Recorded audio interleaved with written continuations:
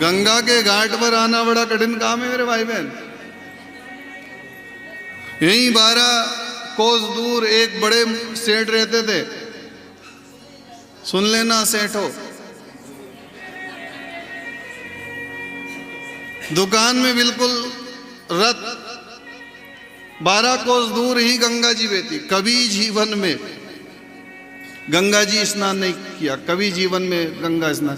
कई बार पत्नी ने कहा कि चले जाओ पास में गंगा, चले जाओ, पर मन ही नहीं हुआ, कभी फुर्सत ही नहीं मिली। कभी जिंदगी जब तक रहेगी फुर्सत न होगी काम से। थोड़ा समय ऐसा निकालो प्रेम कर लो श्री राम से। थोड़ा तो समय निकालिए, थोड़ा तो प्रेम भगवान से करने का समय सबको निकाल लेना चाहिए। लेकिन क्या करे, सेठ जी को तो पूरा जीवन व्यतीत हो गया, समय नहीं मिला। एक दिन पैर ऊंचे कर दिए, मुंह फट गया। पत्नी सवेरे सवेरे चाय का प्याला लेके आई, ओ जी उठो, 4 बज गए। रोज तो 4 बजे से उठ जाते थे और सब नौकरों को चाकरों को सबको जगा देते थे, आज जागे क्यों नहीं, उठो उठो। हिलाया थोड़ा, सेठ जी तो हिले ना चले। पत्नी ने कहा हुआ क्या है, क्या आज ज्यादा नींद आ गई, थक गए क्या? हिलाया, हाथ पकड़ा तो सेठ तो गुजराती में गयो।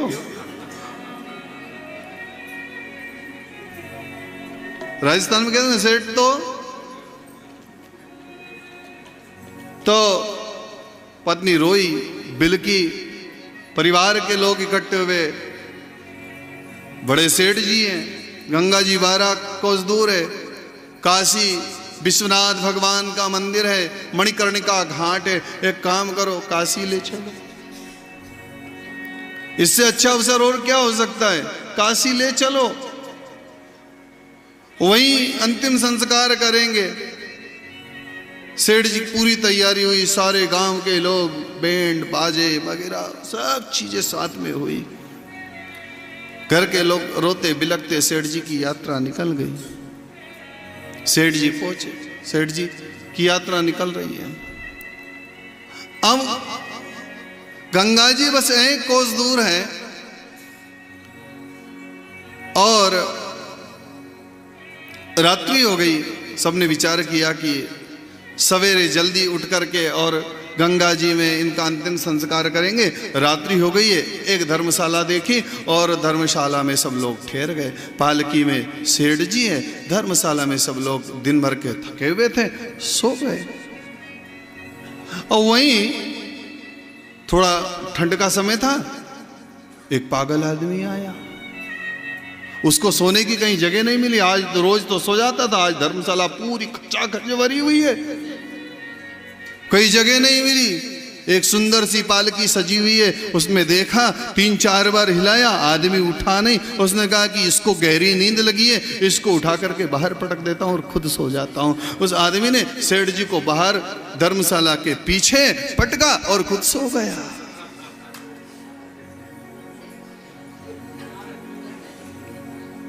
सवेरा हुआ, जल्दी जल्दी सब लोगों ने मुंह हाथ धोया और थोड़ा अंधेरा ही था, सब लोग राम नाम सत्य कहते हुए चले। जब थोड़ा सूर्य उदय हुआ तब उस आदमी की नींद खुली और उसने देखा कि उसकी तो खटिया चल रही है। उसने कहा अरे अरे कहां लिए जा रहे हो, रुको रुको, ठहरो ठहरो। लोगों ने कहा अरे ये तो हमारे सेठ जी नहीं है। बच्चों ने कहा अरे ये तो बाबा नहीं है। उससे पूछा कि कहां है हमारे बाबा? बोले वो तो धर्मशाला के पीछे फेंक दिया मैंने, मैं आके सो गया, मुझे नींद आ रही थी। ने कहा कि हो गया काम, एक काम करो, हम देरी लगेगी, लेट हो जाएंगे, किसी दूसरे व्यक्ति को वहां पहुंचाओ घोड़ा लेकर के। एक आदमी तुरंत तैयार हुआ, घोड़ा लेकर के गया, धर्मशाला के पास में पहुंचा। ये सब लोग गंगा के बिल्कुल दूर से गंगा जी दिख रही है, इतनी दूर खड़े हैं, दूर से गंगा जी दिख रही, इतनी दूर खड़े इंतजार कर रहे। घोड़े पर उस आदमी ने बाबा को उठाया, बांधा और बांध करके वो खुद बैठा और लेकर के आया गंगा के घाट के समीप। इतने सारे लोगों को अचानक देखा उस घोड़े ने और घोड़ा ऐसा डरा, सवार को तो फेंक दिया। अब बाबा तो उस पे बंधे थे, घोड़ा सीधा फिर अपने गांव पहुंच गया। रात तक घोड़ा गांव पहुंच गए, ये लोग यही ढूंढते रह गए। वहां घर पे घोड़ा पहुंचा जहां रोज जाता था, सांझ का समय था। देखा घोड़े पर कोई बंधा हुआ है। लोगों ने देखा, सेठानी आई, रोने लगी, ओह घोड़े पर तो सेठ जी बंधे। अब लोगों ने विचार किया कि अब गंगा जी लेकर के जाएंगे तो बहुत ज्यादा बदबू आने लगी थी। जो लोग घर में थे उन्होंने विचार किया कि यही अंतिम संस्कार कर देना चाहिए, चलो अस्थियां पहुंचा देंगे। अंतिम संस्कार कर दिया। आने जाने में बड़ा विलंब, 3-4 दिन तो ऐसे ही निकल गए थे, बड़ा विलंब हो गया था। लड़कों ने विचार करा कि एक काम करो, हम तो घर का कार्य हमें देखना पड़ेगा, बहुत सारे लोग इकट्ठे होंगे, 13वीं का पूरा साधन जुटाना पड़ेगा। एक काम करो, पंडित जी को अस्थि लेकर के गंगा जी पहुंचा देते हैं। अब पंडित जी के लिए अस्थियों की तैयारी करी, पंडित जी को बुलाया, अस्थियां एक सुंदर से कपड़े में, बहुत महंगे जरी के कपड़े में अस्थियां बांधी, जरी के कपड़े में। वो कपड़ा ही बहुत महंगा था, ऐसे जरी के कपड़े में अस्थियां बांधी। पंडित जी को रास्ते का खर्च दे दिया और कहा महाराज हमारी तरफ से हमारे पिताजी की अस्थियां आप विसर्जित कर दीजिएगा। उन्होंने कहा ठीक है कर देंगे। पिताजी, उनके पिताजी को लेकर के पंडित जी चले, गांव से बाहर आए। मन में विचार आया कि घर में धर्मपत्नी अकेली है और बच्चे भी भूखे होंगे। एक काम करें, जेब खर्च जो रास्ते का खर्च, इसमें से थोड़ा धन घर में दे देता हूं और फिर आगे चलता हूं। तो वो कपड़ा एक पेड़ से बांध दिया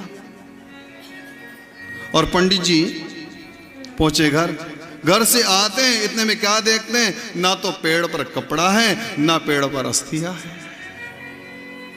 एक झाड़ू लगाने वाला आदमी आया, उसने अस्थियों को, कपड़े, इतना सुंदर कपड़ा था, देखा, कपड़ा खोला, उसमें कुछ अस्थियां बंधी थी। उसने विचार करा कपड़ा बहुत महंगा है, उसने बगल के नाले में सब अस्थियों को विसर्जित कर दिया और कपड़ा माथे से बांध लिया।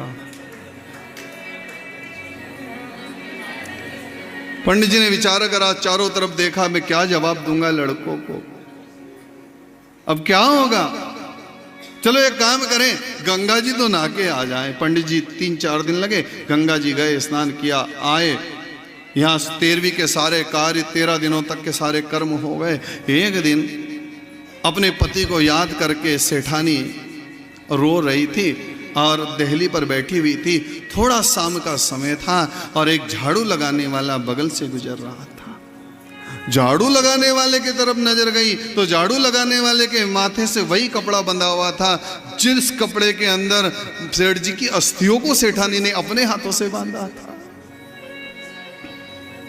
मन में विचार आया कि कपड़ा तो वही है, हो ना हो श्रवण भैया, कपड़ा तो वही है।